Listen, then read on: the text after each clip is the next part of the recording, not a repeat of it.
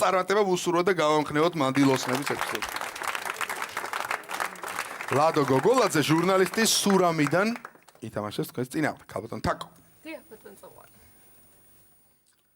თუ გახსოვთ ვინ იყო ადოლფ ჰიტლერის მეუღლე?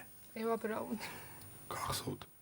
აი ალბერტ შპეერი იხსენებდა რომ ევა ბრაუნი როგორც წესი არასოდეს ერეოდა ჰიტლერის გადაწყვეტილებებში და საქმეებში.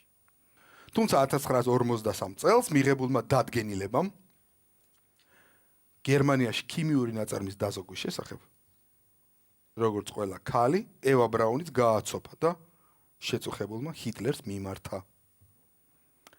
ფიურერმა უარი ვერ უთხრა და დადგენილება გააუქმა.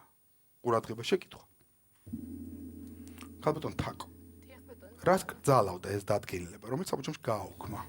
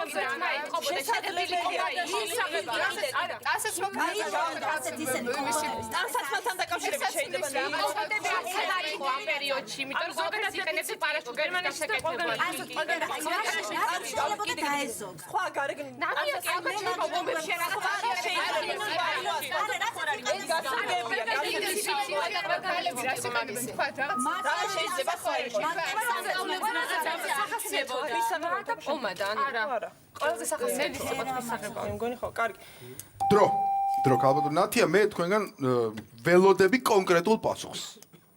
ან თუ ზოგადად გამცემთ მე ჩაგეძიებით. თუმცა ასე მივიღებ. ვინ უპასუხებს? ნელი რუსიაშვილი პასუხობს. ნელი რუსიაშვილი. ქალბატონო ნელი.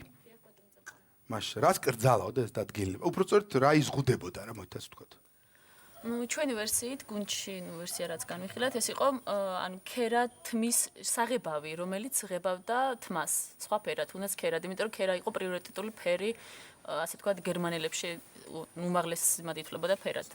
წმინდა სისხლის ნიშანი იყო. აჰა, და ევა ბრაუნი გახსოვთ გარეგნობით როგორ გამოიყურებოდა? თუ არ ვცდები, დიახ, მახსოვს და მას ღია ფერის თმები ჰქონდა, მე ესე მახსოვს. ღია ფერის ჰქონდა. დიახ, შავ-თეთრი ფოტოები მაქვს ნანახი და სამწუხაროდ თმის ფერს ვერ გავსაზღვრო ნამდვილად. თუმცა ეს ვერსიას. ქალბატონო კაპიტანო. დიახ. ბევრი ვერსია ჰქონდათ. დიახ. ხო და მივიღოთ ეს პასუხი. დიახ, თმის აღებავი მივიღოთ. მივიღო. კეთილი ყურადღება, სწორი პასუხი. დადგენილება ზღუდავდა. მაშინ არ იყო ესეთი გავრცელებული დიდი რაოდენობით კოსმეტიკა. ეხლა რო არის. ხოლო ეს დადგენილება კონკრეტულად ზღუდავდა ქალების მიერ თმის ქერად შეღებვას. ევა ბრაუნი თავად შეღებილი ქერა იყო. ნელი რუსიაშვილმა გახსნა ანგარიში 1-0